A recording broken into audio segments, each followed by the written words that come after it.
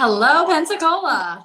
We're live. We are live at Aragon I Wine was waiting Market. for you to say.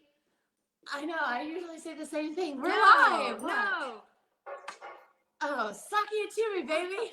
We're doing sake tonight. I've been wanting to say that all week, and Charlotte was like, "I want to say that." Okay, but you know what? I think we should say it again later. Okay, I will. Because I definitely you will. really didn't get the good. I didn't get a good version of it. So it's Yes. Charlotte and Jessica. And we're here at Aragon Wine Market in the beautiful downtown Pensacola. It was a balmy 68, yeah. 69 degrees I- today, a bit humid. Not I even came average downstairs to film, and I was wearing a sweater, and I was just like, my face is still a little warm. Yeah. I was like, yeah, So- fine. We probably no wool. 70 degrees. It's too hot.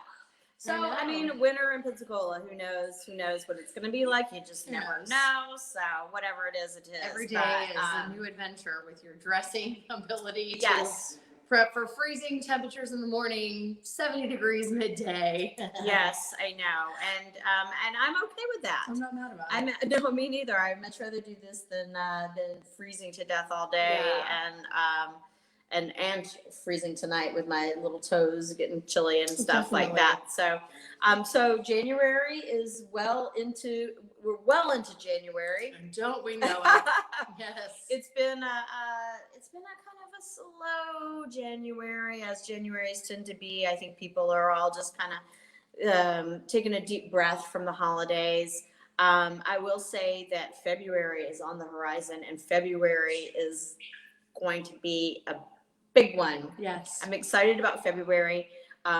We've of course got Mardi Gras starting up, but the main thing that we've got going here is Valentine's Day. That's right. T-minus 21 days. Yes. Everyone. 21 days till Valentine's Day. Yes. So, I mean, come on, let's talk about Valentine's Day. Nobody needs more stuff.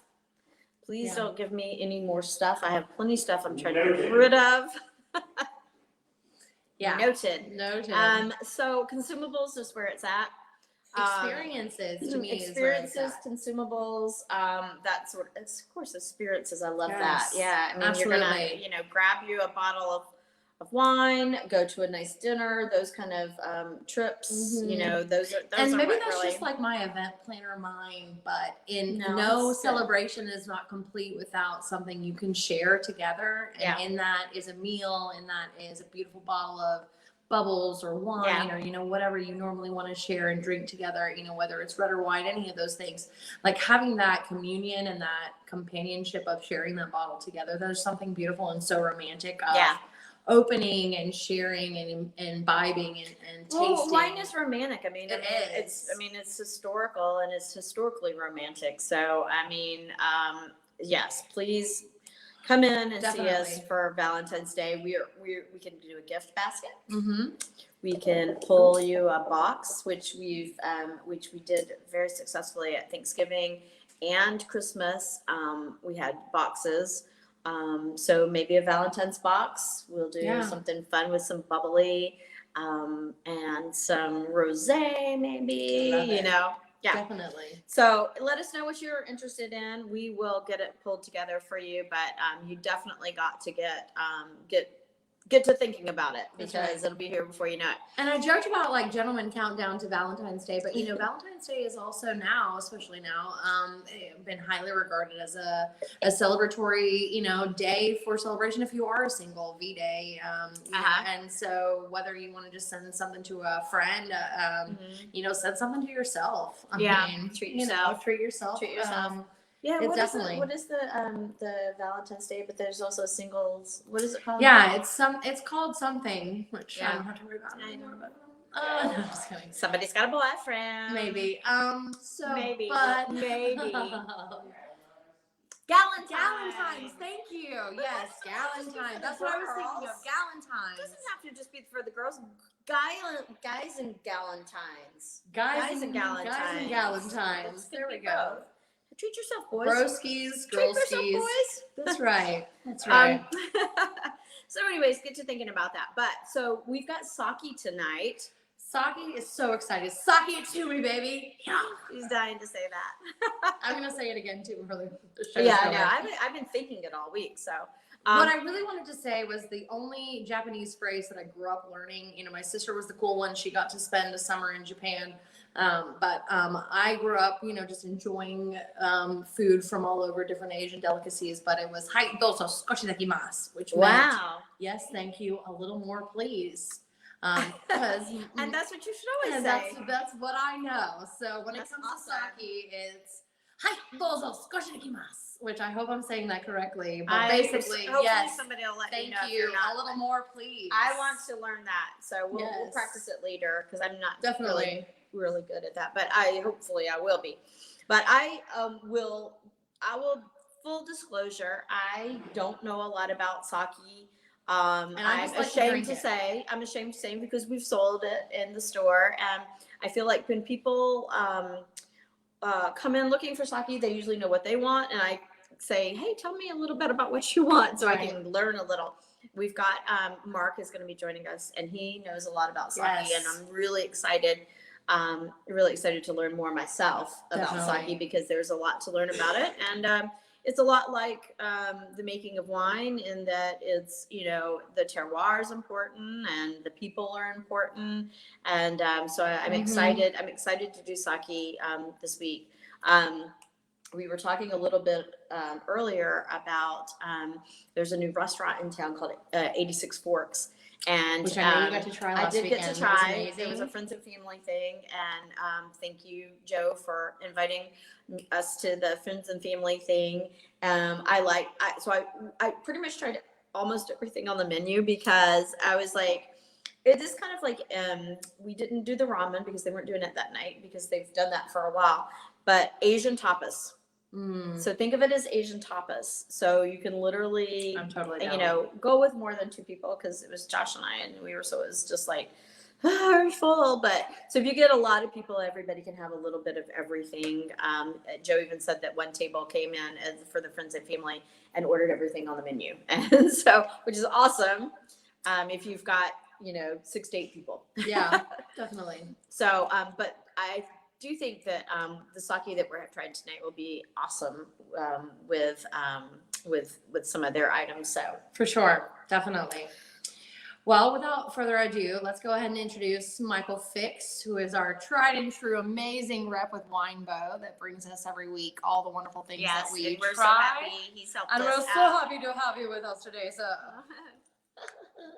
And also, I'm going to correct your Japanese. I think what you said was, here's my umbrella. Do you like oatmeal? No, I think it's actually, I think that's what you said. Unless you said, my pillow is very soft. How is the pastrami? I'm not sure exactly. It was one of those 2 things, just so you know. Well, it could be possible with many other phrases that I attempt in a foreign language, but this is one that I am sort of confident with. I don't want to say 100% because Lord knows someone would correct me. And Pam, we literally were just talking about you. We're happy to have you and Bill back. We're glad to see you guys. Thanks for joining us. And thank you for joining us, Mark, who is with Vina del Sol. Here he comes. Hi, Mark. Thanks for joining us from the balmy Orlando, Florida. Yeah, what's the temperature down there in Orlando? Right now it is currently 65.8 degrees. So you're about like us, a bit humid and kind of warm. Yeah, it was just typical Central Florida weather today. Sunny, I mean, shorts and t-shirt type of weather. Just kind of cooling off in the nighttime. For sure. You know?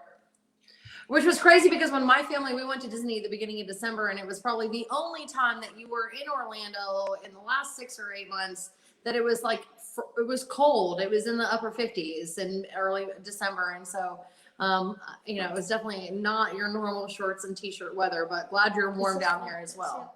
Yeah, no, we definitely had some cold fronts come through. It was our, you know, we hadn't had a cold Christmas, they said, in 20 years. It was actually cold on Christmas, because it is typically shorts and t-shirt every year for Christmas. And it was actually everybody got to like wear their Christmas sweaters, and we're very happy to display those. So yeah, for sure. Well, I know we've definitely imported some wines or have a number of wines from Vino del Sol that we've represented before and talked about on the virtual wine tasting, but we're definitely happy to have you join us today and kind of Yeah, chart the sakis. yeah, tell us about the sake house. I guess would it be called a sake house that makes the wines? So you call it a brewery, just like a beer brewery. Okay. You call it a brewery. And so to give you a little bit on me, I actually used to work for Winebow, the company that Michael's with. My wife works for that company as well. And I left them to come on board with Vino del Sol. So I've been selling mostly we do wines out of Argentina, and we do wines out of California. We have a project in New Zealand. So everybody's always like, wait, and y'all do sake too? So it was something that, again, I've been selling some of these brands for 14, 15 years, came on board with them 7 years ago. And it was just recently that they had gotten into the sakes, Yeah. about 2 years before I joined. And it was really out of California, one of our founders. He was introduced to her. There was some different business going on in California with some retailers, and they were making some private labels. And her thing is because a lot of these breweries will make private labels for people all around the world. She's like, well, we have our own sake, like we are a brewery, and we're not actually imported into the US. We're a smaller boutique brewery. It's just they found a way they were doing business of these private labels. So they went over there and really learned, and they're like, holy crap, there's something really going on here that is more than so many of these other breweries. And it really tied into everything that we do with all of our wineries being, and so many similarities, being family owned. Everything we do is all estate. There's no purchasing of grapes, just like with this brewery. They're not purchasing rice from anyone. They're doing it all themselves. Everything's sustainably farmed, everything being hand harvested. And we're like, they just got more and more interested. They're like, of all the similarities to wine, sense of place, all these things, even though it's a completely different product. Yeah. So started bringing it in. It was more of a, okay, this, it's just something fun to do. You always have your little geeky projects. And it turns out there was a market for premium sake. So many people do know these warm sake that you get. I Yeah. was actually at a pretty decent restaurant one time, and all the sake comes out of the bar, and they just put it in the microwave. They actually had a microwave in the bar. And they Mhm. put it in there. I'm like, that's what we drink is hot sake. But Yeah. it's like the big jug sake. There's nothing to that. That's almost like the Carlo Rossi of wine type of Right. thing. Right. And so anyway, the more that I learned about it, I used to be a distributor of sakes, and the more I learned about this brewery is when my interest really got into it. I wasn't able to get to Japan until about a year and a half ago, and so everything I knew was all books. It was Yeah. kind of like it was with wine before. I'd studied for so long before I finally got to start traveling to different places in the world and wineries. But and it was one of those things. You learn more and more about it, and you learn how to taste them and the foods to pair with them. Yeah. And There's nothing like going to the place where it's produced, to it, it really teach you about the product. it gives you that aha moment. And you're like, Yeah. okay, now I get it. Yeah. So You can read all you want, but until you actually go to some of these places, it's just like, oh, Yeah. and the yep, stories plus, yeah. you're experiencing it. So we'll dig into some of these things. I wanted to share my screen just so everybody knows where we're at. Okay. And Yeah, let us do that. This is kind of I heard the term boutique sake. mhm. So it's kind of like a little more, specialized. It's a little Absolutely. It's actually really sad. So many of our Japanese beers and Japanese sakes, when you actually look at the back label, they'll say Canada or yeah, US. I mean, they're not even made in Japan. And you're like, wait a second, am I being, Mhm. what's going on here?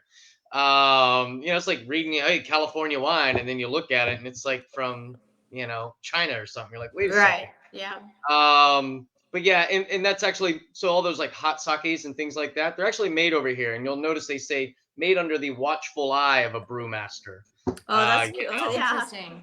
Yeah. so yes, we are truly, and that's what I was about to do is share. So if you give me just a moment, I wanted to pull up the we had that up a second ago when we did this. Give me just 2 seconds here.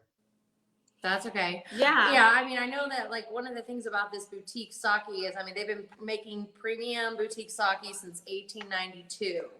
Yeah. And I mean, Wow. that's Come pretty on. incredible when you think about it. And that's to par with a lot of the vineyards and wineries that we represent normally. You know, we're really comfortable with thinking about a wine being from that time frame. But they've been producing quality sake since 1892.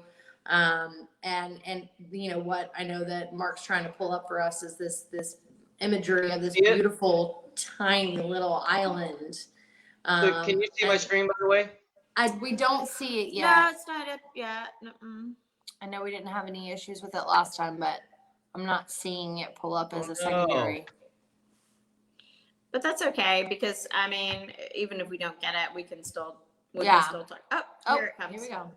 So yeah, so here's There a we great go. map. Such a great map. And I'm just going to take up the whole screen with this so our consumers and our customers can really get a good grasp of that. You know, when you think about, obviously, Mark, you take over. When you think about Japan, that red dot of the Google Earth, that's just amazing to look at that tiny Yeah. island.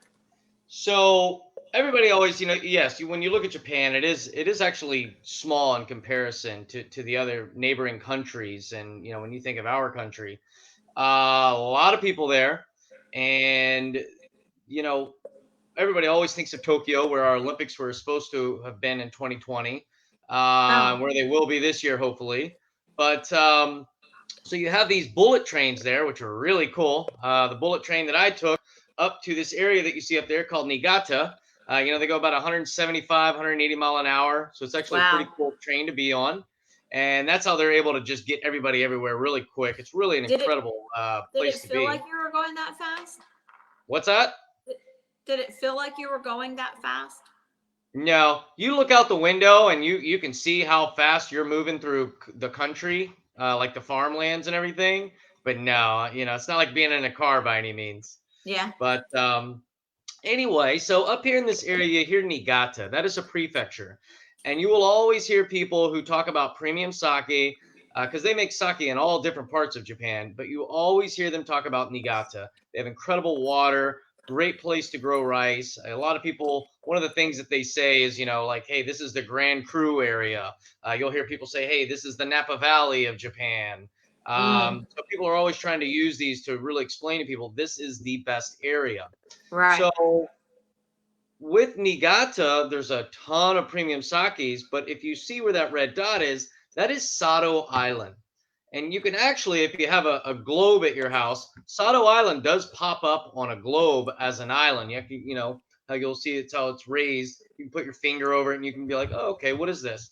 So it's actually a decent sized island. They say it's about 5 times the size of Manhattan. So still relatively small, but I mean, a very small population. You're talking about a little over 40,000 people on something 5 times the size of Manhattan to kind of give you a Wow, little that's reference. interesting. So not so populated.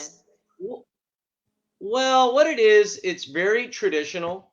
The kids don't want to live there. They grow up there and then they don't want to, there's one school there for college. It's not the hustle and bustle of Tokyo. Right. You don't have all the trains going everywhere. So you have to take a ferry out to the island. Right. And it's farmland. So what it is when you look at this is 2 mountains, and there's a reason I want to get into this, because you're going to taste this when we start getting into tasting these sakes. Is these 2 pieces right here? Those are 2 mountains side by side, and that little middle piece is all just flat land. I mean, not even any hills, just perfectly flat. So that's where they're actually growing all the rice, is on that flat land. And these 2 mountains, so you got to get your rainwater. The water, as they always say, is the most important part of sake. So what makes Sato Island so unique, and why everybody looks at this as the most prized place to do it, is because they have the best water of anywhere in Japan to make sake. And that's better than anywhere else in Niigata. So, and what that is because as this rainwater hits these two very, very high mountains, it just constantly trickles down, takes out all the minerals, the salts, takes out everything, and just makes an extremely soft water. And that's Okay. how they're able to make these delicate sakis. So a lot of these, master brewers will always want to go there and study. You have, all the big advanced sake specialists who want to learn, and this is one of their biggest things is being able to taste these and be like, wow, you cannot And make now, these did you anywhere else. take the train to this island, or did you No, have to take a no, you ferry? have to take a ferry. You Right, take it's a only train accessible from by Tokyo ferry. up to Niigata. And then, so this is if you'll ever want to Google a hydrofoil boat, it's actually very cool. It's the ones that come up out of the water once they start going. Oh, So you're on a ferry that's going just over 40 miles per hour, which is really fast. Yeah. And so it takes about an hour to get there, maybe a little less than an hour. And, if you want to take a car onto the island, that one takes like, 2 or 3 hours because it's a Yeah. normal slow ferry. right. But anyway, so that's something that's really cool. It's got their gold mine there was active for over 400 years, and that was just something that now is more of like a touristy thing to go see. Yeah. But so this was an area where they actually used to send prisoners, and they would work the gold mines, and then they would Oh, also wow. make the sake. So, 400 years, 500 years ago, they were making Wow. the sake there, and then that's when people started to catch on. They're like, wait a second, we can't make this anywhere else. And they started to learn that it was their water source that was absolute best. Yeah. So I that's looked a on fun the. history lesson. It said pure groundwater, and I assume that's what you're talking about. It's like pure water that Correct. makes it like nowhere else. Correct. Yeah, because again, just filtering off of the mountains, Yeah, and that's it just really turns into cool. an extremely soft water as their source. And So we will can get you into really quick. You were talking about 1892, and this is our queen right here. This is Rumiko, absolute wonderful person. Her husband Ken, they're amazing, amazing people. They have two young daughters who, again, now that they're out of high school, didn't want to live in Sato Island because it's boring, and they want to live in Tokyo and go to school there for the hustle and bustle because that's where all the action is. She does But not look like she has children that old. no, she's aging very well. She's So beautiful. Drink Rumiko, more sake. Drink more oh, sake. Drink more Yeah. sake. I love that it so says fifth yeah, right. generation. That's something that we definitely have really honed in on as far as what we've liked to focus on the last couple of months, or I guess almost a year now, of these virtual wine tastings, is how these incredible stories of these, now this is a brewery, of course, of sake, but vineyards as well, that have just multiple generations of people that are assuming responsibility and taking over and representing, The families. the family. Especially, like, to me, I think of Japan, I don't necessarily think of it as a country that is led by female business owners, and maybe that's just my naivety, but I think that that's beautiful to see that she is the one of few female presidents of this brewery. I think that's pretty incredible. You are spot on with this. So, what's really cool about that is, even just like everybody else, she wanted to get off Sato Island and go enjoy the big city life, and she did. And she went to the university, and she got into the film industry, doing a lot of films in Tokyo. I don't know all the different things that she was doing. She wasn't an actress, but she was always in the film industry, and even into Hollywood in the U.S. Like that movie when Natalie Portman had her breakout role when she was a kid. That movie, The Professional. Oh, yeah. I love Natalie She was Portman. on set with those guys, and so anyway, she was doing very good things. And then as her father was getting older, and he is still alive, but he's just he's older and he's not able to do the operations. And he was a big proponent of a female, in this changing of times, and because it's very, very traditional there. And you're right, it's not a women-led, businesses and things like that, and they're changing I that. mean, inherently in And their that's what's really culture. cool about Yeah, Rumiko absolutely. being fifth generation, her father supporting that, her husband supporting that. I know that sounds crazy, but that's a really big thing right there. People are like, oh, and she's married, like, yeah, like her husband supports that, and Yeah. change these traditions. So it's really cool to see as as her the face of a brewery, her as the the Absolutely. ambassador president. She was with Japan's president. Like they've done some pieces on her, so she's one of the few for sure. And how long has she been president of the Oh company? heck, I want to say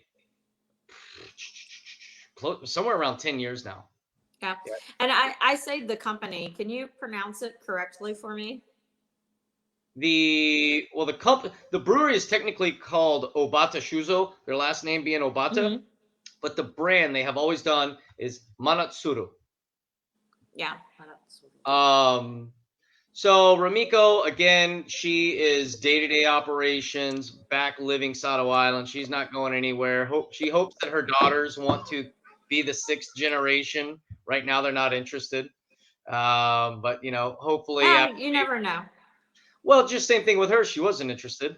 Right. Once you grow up a little bit and then you really, understand what it is. Just looking at the specs of the island, population 40 something to I think 2017 said maybe up to 52,000 people was the population. You got to take a ferry to get on and off the island. As a teenager, that would sound like a nightmare to me too. There's no nightlife. Your mom is the president of the island. I'd be bouncing. I'd be bouncing too. Well, I guess we should dive into some of this. When I looked at Demon Slayer, Demon Slayer is the name of a number of different sakis. So is that a regionality thing or a stylistic thing? No, there are a few out there. Ramiko, and this was something that we did with her, is that with these sakis, it was really for international markets and especially the U.S. market, to make them more fun, to make them easier to read, to make them just, so many people, you're walking up to them and everything's in Japanese. You're like, yeah, they're intimidating. It's very intimidating. Just getting into the onikoroshi, just like trying to pronounce some of the very elemental words that are on the bottle, and so even just the Tokubetsu Hanjozo is going to throw people off. Tokubetsu is very special. Hanjozo, meaning this is not a pure rice sake. They do add a little bit of a brewer's alcohol to this, which is not a bad thing at all. They do this to some of the most expensive and most high-end sakes out there. So please, let's taste. So let me ask you this. I know we talked a little bit about heating sakes. Do you recommend all the sakes that we're drinking tonight chilled, or are there any that you would heat up? This I do recommend being chilled. And what's good is even if you open this tonight, this is still good in your refrigerator for at least a couple of weeks. They don't turn as quickly as like a white wine would. So if this is something like, oh, this would be great next weekend if we want to do this, it's still going to be fantastic. Just keep it in your fridge. You can warm these up though. There's nothing wrong with real warm sake. You don't want hot sake necessarily, but warm sake is not bad. And they've actually have science out that says the microwave isn't really destroying the product. But what they try to do to stay away from that is get a pot of hot water and just set the bottle in there. Let it start to get a little bit warm. Get that out of there. Again, you don't want it hot. You're not trying to get this to boiling temperature by any means. But there is no problem with warm sake. Okay. So, I think I'll interject a little bit here. I think that there's a lot of we're in an area in Pensacola where there's a lot of people who have been in the Navy, who have been in Japan, and who have been in Korea and other places. They've experienced a lot of these sakes, and they've experienced them in all different temperatures and what have you. For a sake like this sake, I will say, that has that additional alcohol. yes. Sort of when it's warmer, it really sort of mutes the and affects the sort of delicacy of the sake, and it takes away from really some of the really great little tiny notes that we get from it. Anytime you warm up alcohol, the vapors really affect your flavor, and with something like this, it really affects it more so. So a lot of our military people that live here in Pensacola are familiar with hot and warm sake from, being in military bases and being in other places like that. I would ask them to sort of fall back a little bit and start to drink their sake cooler or more room temperature, because for a sake like this, the Demon Slayer specifically, I think it really benefits from not being hot or warm. I think it's much better at cellar temperature, as we say, or something like that. And I Agreed. agree. Kind of going in. Go ahead. I'm sorry, Mark. Go ahead. No, you go ahead. I What was were you just gonna going to say, going into tonight's tasting, I very much so anticipated that I would prefer this to be heated, or carried some of those previous notes of some more inexpensive like sakis that I've had warm, and expected it to be that kind of like really aggressive, when that cheap sake that was supposed to be served hot has now gotten cold at your dining table, and you're just drinking it because it's there in front of you. Like, this is so vastly different from that, from a palatable standpoint, and has such a beautiful smooth finish, even though it has almost 16% alcohol by volume. To me, it's vastly different than the majority of sakes I think I've ever had, in that I thought it should have been hot. Like, you know what I mean? If that makes sense. And it's so not even anywhere near anything that I've ever had warmed before. Does that make sense? And that's what's cool about these. I mean, they're versatile. You can go either way with them. This is our most popular by the glass sake. Really, it's actually our number one selling sake in our whole portfolio. The Demon Slayer is, but I mean, and that's really because of restaurants, and It's goes so well delicious. with just raw fish. Don't think of like rolls with different mayos and things like that. Think more of like nigoris. Think about some jalapeno in there, some cool spicier dishes. But you can just sit there and enjoy this with so many different nigiri. Just doing Yeah. I think about it. We were talking about 86 Force. I think about it with ramen that has a beef broth or a mushroom component to it, because some of the best sakes really typify, that sort of mushroomy, earthy sort of quality. And this has that. This has that, but it's actually a very clean style of earth. It almost smells like, if this sounds really weird, but it's going to sound very Japanese to some people. It smells like and tastes like if a pearl and a mushroom had a baby. I know that sounds like really weird, but if you're a sake person, I feel like it almost, Oh, I kind of love that. as a sake person, that kind of almost makes sense. There's this beautiful texture to it, and a little fruit, but also that earthiness and that little tiny, like little mushroomy kind of thing that goes on there, that kind of brings the earth and fruit together, even though we obviously know this is not fruit, but it brings that together. It's really amazing. That's why sake is really an evocative and amazing product in that way. It is. In our Pensacola market, this really, to me, what automatically stands out from a food standpoint is the tonkatsu at Nam, which is pork belly ramen with dried mushrooms.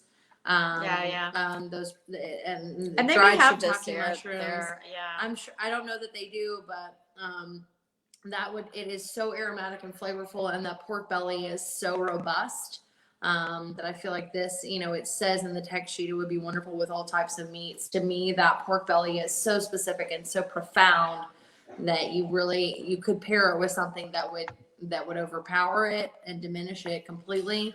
But this would be a beautiful thing to put with it. That's what I was And we gonna should say too that the Demon Slayer is referring to a dry style. This is if somebody's watching this after the fact that hasn't had a chance to try it, this is a dry sake. This is not a semi-sweet sake. Yeah. Right. I was trying to understand Demon Slayer. Is that a style? Because I've seen that, not only on this one as a name, which is very, from a marketable standpoint, it's super aggressive and cool. I want something that says Demon Slayer on it. But from a stylistic standpoint, it seemed to be something that across the board was a familiar, thematically, a style of sake.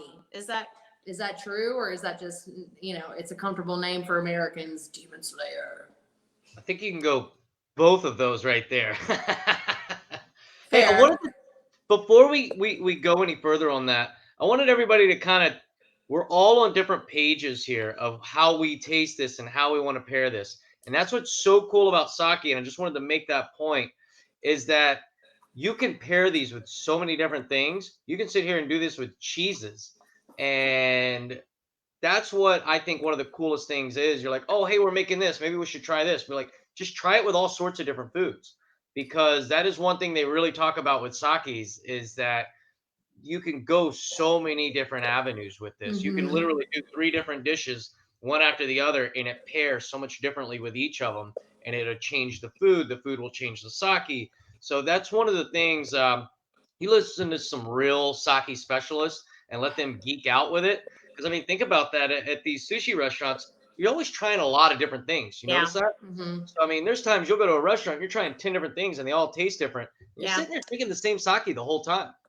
Well, and So that's I was going to ask you that because you mentioned spicy, mhm, and the alcohol level is 16% of this, it'll get you. 16% on this, and so I mean I've always been like with wine, if it's high alcohol, I say don't get spicy because the alcohol and the spice will compete with each other, and all you can Mhm. taste is the alcohol or the spice.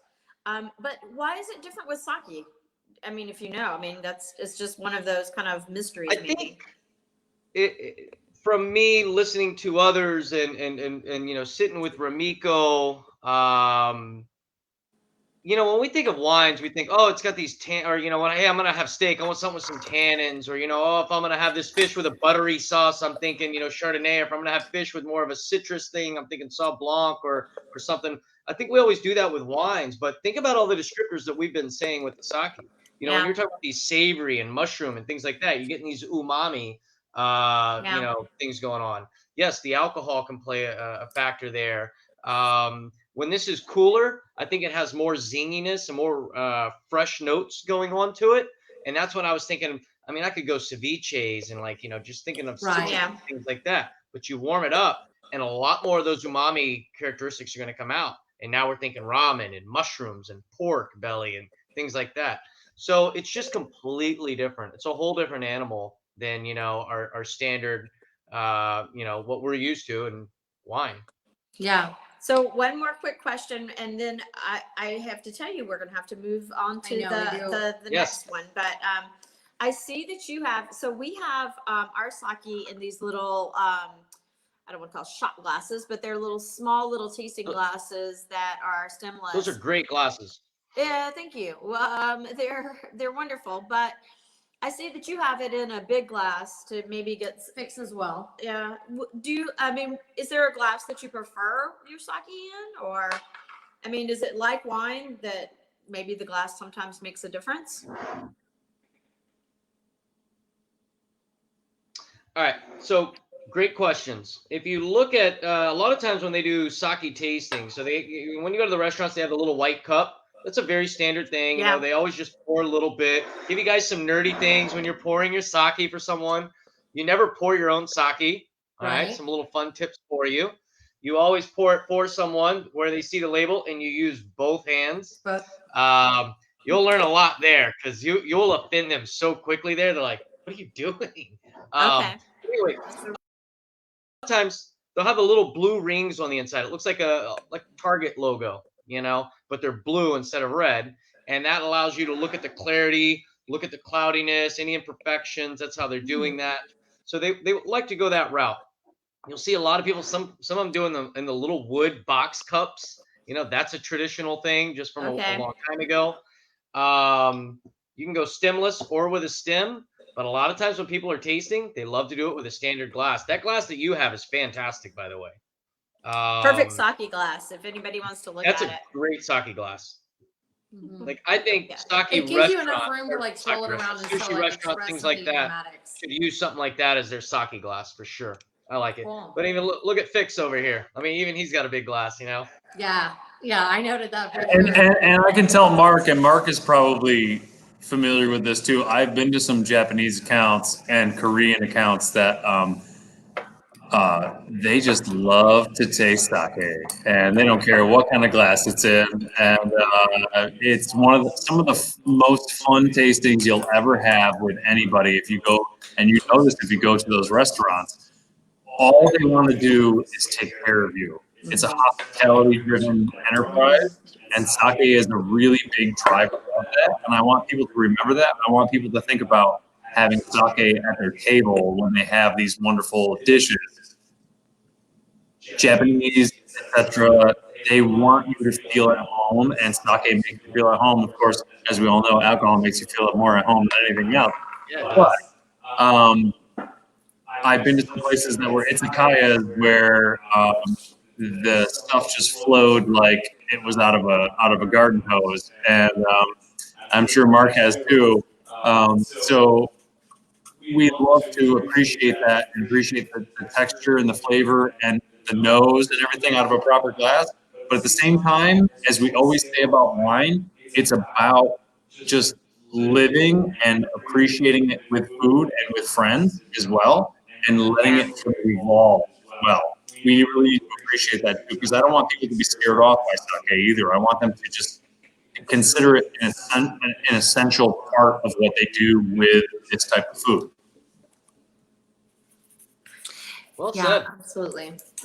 Well, let's get into countless visions, huh, folks? Okay. Definitely. And so it needs to be shook before we drink it.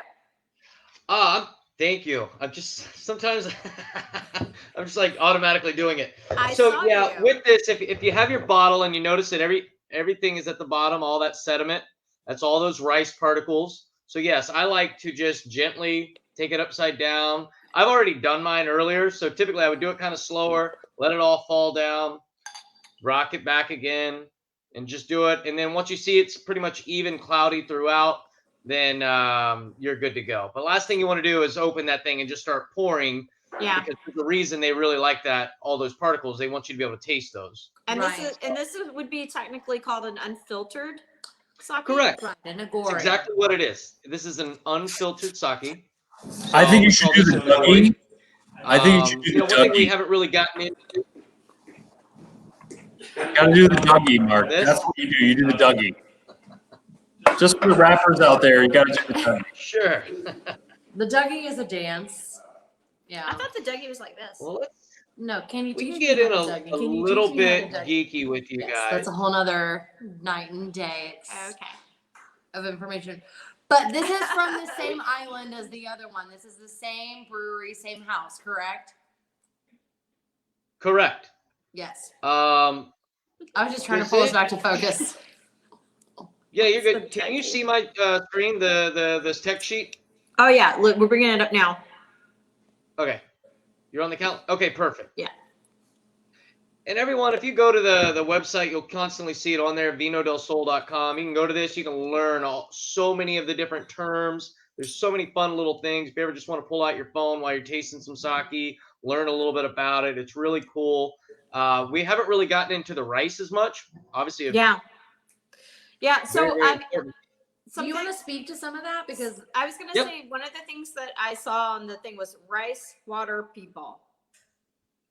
And that's kind of like what they do. That it's about the rice, it's about the water, and it's about the people.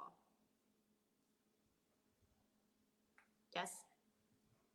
Yes, sorry. It started kind of going slow for a second. You said Oh, it's about okay. the rice, about the water, about the people, right? Rice, water, people. You there? All right. So we've talked about people. We've talked about water. Let's talk about some rice. Awesome. So there are different varieties of rice, just like there are different varieties of grapes. I don't want to get too geeky into that. What's more important than just those, because everyone has their preference in the rice and things like that. You're not going to pick up on those as much, but what you will pick up on is the milling of the rice. So this is a Junmai Ginjo. Junmai meaning this is a pure rice sake, so no added brewer's alcohol like on the last one. So this is just pure rice sake here. And now once we get into Ginjo, you'll also hear another word, Dai Ginjo. So you'll hear a few different of these levels. And what that is it's how much of the rice that they mill away. So when you think of a grain of rice, just out of a bag of rice that you have at home, So as they start to mill that down and they take out these outer layers, right? And this is obviously it's a raw piece of rice. It's very, very hard. And as they constantly they're essentially sanding it down, if you will. They have machines that just kind of lightly sand it down, and you're taking away and you're getting down to the core of that rice. Well, the closer you get to the core, the more clean, the more pure. As a rice, yeah, I guess think of it as layers. And I don't want to say it's unpure all the way out here, but it just gets more and more fine. And now, so a daiginjo, as they always say, is the absolute best. You're milling down 60% of it, so you're only left with, actually they even do it to where there's only 30% left. You're down to the very, very center part. With this ginjo, so it's going to say here, so you're at 50% milled away. So you've taken a rice grain and gotten rid of half of it. So now what they're saying is, so this is a much higher quality. You're not going to have these in your jug or your less expensive ones. And that's another reason about the price is you have less product because all that is now you're not doing anything with that. This is just rice powder at this point. Maybe you go make rice flour or something with it. Yeah. But as far as sake, it's almost like even grapes, these smaller yields. Hey, we're not getting much fruit. You know how old vines, they produce a lot less fruit. Well, they got to charge more because you still have to put all this water and all this work, and it's just plant is barely making as much. So that's really kind of related to that. Can I ask you a question real quick about that? Because that helps me a lot because I don't really, like I said, I don't know a lot about sake, but I do understand the correlation, like, the grape. I mean, it's extracted and it's, as it is. And it's, so when it gets a smaller piece of the green, does it give it more of an expression and it gives it more flavor, just like it would with the grape? Much more pure. The flavors are going to be much more complex, many more different layers of flavors. I love how we're going to compare this to wine because I think everybody here is some wine geeks, hence why they're in a wine shop, Zoom or virtual tasting. Yeah. So think about a young vine produces these big grapes. You can get a couple, 2-3 bottles off of one plant. You can add water to that, and now you've got this, standard wine. Now you get a little bit more age on it. These berries, they just keep getting smaller and smaller. The clusters are smaller. It's not producing as many clusters. So you just keep getting less and less. I mean, there's some old vine things we do in Argentina where we get it takes us 4 plants to make 1 bottle of wine. Wow. So kind of compare that to what we're doing now with the rice. Yeah. You're getting, and those wines, those smaller berries, things like that, they're much more complex. There's so many different layers to them. And it costs a lot more to make them. So it costs a lot more. The more of that rice you get rid of, it just costs a lot more money to do that. Yeah. So it's not like a That's profit a great center. analogy, and I really appreciate really it. is, Like I said, it brings it back kind of to what I understand with grapes, and so it makes it easy to understand. Thank you. Yeah, it's not their profit center where they're like, well, it tastes better, I'm going to charge you more. They're like, it's a lot more work. And to get this little bit, of juice in this bottle. So please, did everybody pour their Countless Visions? Yes. Yes. All right. It's delicious. So these tend to be, whenever you filter these down, there's a natural sweetness to them. We think of rice, it's a starch. There's a mold that they add to this called koji that breaks that rice down into sugar. So essentially we're fermenting sugar, just like we're fermenting sugar on any other alcoholic product. So when you don't filter that out, not that rice is sweet, but those particles are going to bring a little bit more of that creaminess, a little bit more of that sweetness to it. So by all means, not a sweet sake, but it's not going to be anything like what we were just tasting. Well, and it's, I want to say sweet, but I would call it floral. Like, that's what I like to say, like, because, it definitely isn't sweet, but it's got that nice. I definitely, I pick up, and I didn't know what I picked up until I read it in the text sheet, and then I really understood, because star anise is not something that from an American standpoint we use frequently, but it is something that is utilized in a number of dishes at holidays, and things like that. Yeah. But that anise, that and I think that's how I pronounce it, right? Anise, Yeah. star anise. That is a specific, like, not licorice, but just like, Yeah. it's a No, it's definitely specific there. yeah, it's specifically there. And once I identified it as being there, it puts a different sweet, palatable, like, fragrancy on it for me. It takes it away from that sugar sweet and takes it to that good. fragrant element. It's so delicious. I took both bottles, just so you know, Mark, last week up North Alabama. I visited my dad, and we drank this without food. The Countless Visions we drank without food, just literally after going out and having ceviche and oysters and all these amazing things at his favorite locally owned restaurant, and we just sat and drank this around the fireplace, and it was perfect without food pairing. I mean, obviously it's wonderful with food, but that is a good point, is that it could also be a good little, digestif. I get a little bit of like almost like This can definitely. marzipan or something here too, or like nuttiness or marzipan. There's definitely a nuttiness that's there. Yeah. And y'all are all nailing it right now with what you're saying. It's think about the descriptors on the last one you were saying versus what you're saying with this one. That's what I was trying to tell you earlier about these two sakes are night and day, and what you can do with them. Oh yeah, totally. To even throw another one into here, something that a lot of restaurants do, and there's nothing wrong with doing it. Let me know if you can see the screen once it pops up. Are some cool sake cocktails. Oh yeah. So there's so many people that do this. You can make awesome cocktails out of this. I mean, think about how great of there are people who actually make craft sangria with really good wines. I have a buddy who's a master som who he makes some really great craft sangrias, and he's like, I'm not ashamed of them. They're fantastic. Yeah. Look at all these beautiful spirits, whether it be bourbons and vodkas and things like that. You put all this work, and you're like, oh, why would you mix it with anything? Well, because it makes a really good cocktail. So, I mean, you can make a sake mojito. They're delicious. You can do some of these where you just do a little grapefruit, a little honey, and you can add these other components, and you can really start becoming a little sake mixologist. It's actually a lot of fun. And the thing is, like we talked about, I mean, there's such variation in the sakes just from these two, and not to mention all the other different ones, that they add a complexity that your vodka, which vodka is wonderful, or your tequila, it may not add to that cocktail. I would love for Mark if you could send us that PDF of that cocktail file. Maybe we can post it on our Facebook page and post it on our social media for our customers, because it definitely is something that I feel like we're all interested in, and I know that for sure, myself included, I definitely want to know what the recipes are. So from merely pure personal gain, I'd love to know. Yeah, for sure.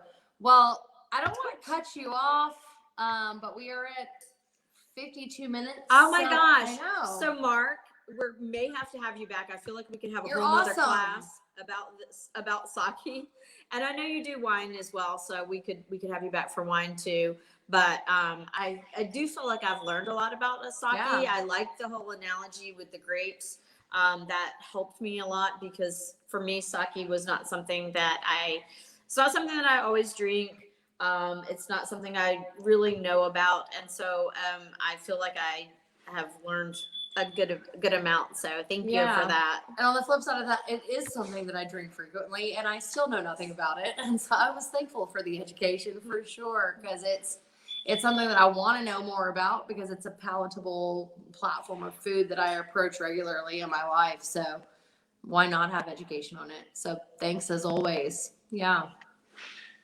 No, absolutely. Thank you for having me. I'd love to do another one sometime. Maybe we do some other sakes. And yeah, we barely scratched the surface. There's so many. Right. I feel like we barely scratched the surface. The portfolio of sakes that we can acquire. I actually did want to say that to our customers. If a sake that we featured here tonight, and Mark will certainly let you go after this, but if a sake that we featured is not something that you per se are interested in, Fix, definitely with Weinbo has an incredible portfolio available for us to be able to look into and navigate some waters of sake and if Mark there's something, you've as got well as Mark with Vina del Sol. So we definitely want to be able to acquire anything that is of interest to you. And if you want to do a grand tour of sake with me, I'm all about it. Let's do it. But Mark, once again, thank you so much for joining us, and we hope to have you in the future. Hopefully we'll see you either in Orlando or Pensacola when things get going and we can all travel a little bit more. Absolutely. Yes. I love it up there. Welcome. You're welcome anytime, and we'd love to see you. Definitely. All right. Well, thank you all very much. I just sent you the sake cocktails right now. And everyone, Awesome. just so you know, one last little thing. Kanpai. That's cheers Kanpai. in Japanese. Kanpai. All right, Bye. guys. Definitely. Thank you. Bye. Oh, that was awesome. Like I said, I feel like we could have had a whole nother That class. was great. And maybe we shall have another class. So Fix, thank you, you guys, for bringing up that opportunity for us to explore. Fix always makes all these events happen for us, and so we always appreciate that. And if you guys want to hear more about sake, let us know. We can always, even if we don't have another class, if you have questions about anything, we can also reach out to Mark on, of course, Michael Fix as well, and let you know. We can also schedule a private sake class for you, for your guests and friends. Up to 10 people we are here doing at Aragon. small events here. We are doing small events here at the wine store. So if you're looking for something like that, we totally can do that as well. Yeah. So What's to on the next horizon? week, we have Prosecco. Yes. So Prosecco, I'm a big bubbles fan. Everybody knows Senorita Bubblita here. I love all my bubblies. Prosecco, in just to tell you, it's not my go-to. It's not normally been my go-to, but just because I have the wrong perception of a blue label that we won't mention in any way. Do we have that in store? We're not going to mention anything. No, we have that in store. It's delicious. It is and captured. it's DOCG, by the way. Anyway, we won't talk about that. I'm But just saying, it's provided one spectrum of Prosecco, and there's a wide world spectrum. Yes. of Prosecco. And that's what I'm excited about for next week is that not only are we doing one Prosecco, but we're doing two Proseccos. And so, and our wonderful Marcello, who we love. I can't even tell you how much we love Marcello. Yes. Will be back joining us to talk about the two different Proseccos. Fix, do you want to tell us about the two different Proseccos? Yeah, so Marcello is an Italian wine specialist. Of course, it helps that he's from Italy, of course. Yes. But we love Marcello, and he's delightful and knows an immense amount about Italian wine. I know, so handsome. The great, sure. Yes. If you're watching Marcello. Yes, Marcello. You're very, Marcello, I love you. You're very handsome. Te amo. But we have a couple different expressions of Prosecco. So a lot of the things that, we love Prosecco. We've experienced a lot of different bottles over the years, of course, but there are bottles that actually accentuate the terroir in which the grape is grown, and also, the style of which the wine is made. So we have a couple different styles here. So they look exactly the same. Are we going to be able to tell the difference? Probably after 2 or 3 glasses, I'm guessing no. But Fair. we'll just have to not drink as much before we go on live, which is impossible. So one is their reserve and one is their extra dry. Yes, and Marcello will talk a little bit about how extra dry works. It's very different from champagne. The levels of sweetness are different, and also we have a Valdobbiadene wine, which is from a very specific region where the grapes come from, which is considered in many people's eyes the premier region for Prosecco production. So we have a couple of different expressions of the wine, which is very dissimilar from what people are used to. They think it's just Prosecco. Prosecco. But this is actually going to be some Prosecco that embodies the terroir it's from. And so I think that's actually very significant. And then I would hope people will tune in because we're going to actually talk about this wine with them next week or the following week when we talk about doing spritzes. Yes. So I would say tune in so you can learn about how we address I am Prosecco a with spritz spritzes. fan. Yeah. And it's going to be, so the next 2 weeks, we're going to have everything tying in together. So I'm hoping that everybody will sort of get in on that so they can enjoy and learn in a 2 or 3 week span here of how all these things are interrelated. Love it. It's going to be really, really fun. Love it. Definitely. Thank you, Fix. As We'll always. see you next week. Yes, Thank we you. are always thankful for Michael Fix and the education that Yeah, he and I'm brings to us. super excited because Yeah. it is like Italian this week, Italian next week, and spritzes. If you're not familiar with what we're talking about right now, a spritz is it's going to change your life. That's right. I'm a big fan of the Aperol Spritz. We've got something that's very similar to Aperol in the store right now that we can sell in store. That's not as high alcohol level, but it's still Right. got the same flavor. I love it. And so hopefully join us next week with the Spritz. Don't forget Valentine's Day That's is right. coming up. Get your Or any special event in your life, in your family's life, in your friend's life, in your coworker. You want to send a gift to a business partner you just closed a deal on, you just finished a project on, whatever it is. We made a delivery today. It was like, thank you so much for your hard work on this project. Yeah. We're happy to make those special gift basket absolutely. deliveries here locally for you downtown Pensacola and take those gift orders for you so we can make sure those people Yeah, for sure. made to feel special. And I just, as an aside, I do want to say that we are still doing curbside service because our numbers are going up here still in Pensacola. So if you don't feel like coming in, just call us and we'll put something together for you and bring it out to you. So yeah, definitely. A lot of people don't understand what that means when we're like curbside service. What do you want me to do? It's like whatever you'd like. Just- If you have something you normally drink, and we'll be happy to find it for you. If you have a specific request and we have it or in the not, we'll pull store. it for you. Absolutely. So as always, thanks so much for tuning in to us here. Prosecco next week. Prosecco Bubbles on Bubbles. Bubbles And on we'll Bubbles. see you then. Have a great week, you guys. Bye-bye.